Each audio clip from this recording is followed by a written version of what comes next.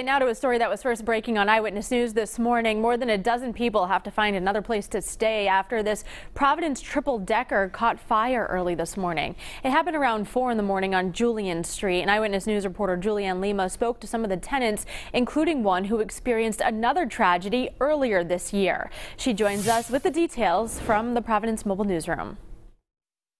When firefighters arrived at the scene, there were still people inside that needed to be rescued. Ultimately, they were able to get all 14 residents out of the building.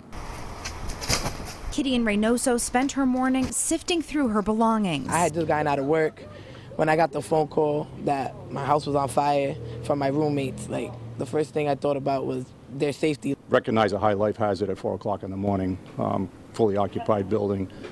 Called for a second alarm immediately as there was a report of people trapped on the second and third floors. Some of those people were Reynoso's roommates. My roommates were so scared, like they tried to come out through the side door, well, through our only door, and they couldn't get out, so they ended up going down the fire escape. Acting Deputy Assistant Fire Chief Stephen Houle says there was fire in the side stairwell of the building, which was the main exit for many residents. As they were knocking down fire, occupants were using that stairwell to evacuate the building. A mother and child who live on the 3rd floor were taken to the hospital for smoke inhalation, but they're expected to be okay. Thank God that everybody made it out okay. This is the second tragedy Reynoso has endured this year.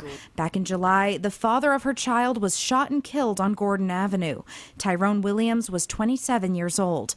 Reynoso was relieved to find these mementos unscathed from the fire. If they would have been lost to this fire, I would have been so devastated. Like, that's one of the only thing that I have of him, and especially like the pictures that I have of him, his memorial stuff, like his funeral things. Like, I would have been devastated, really devastated.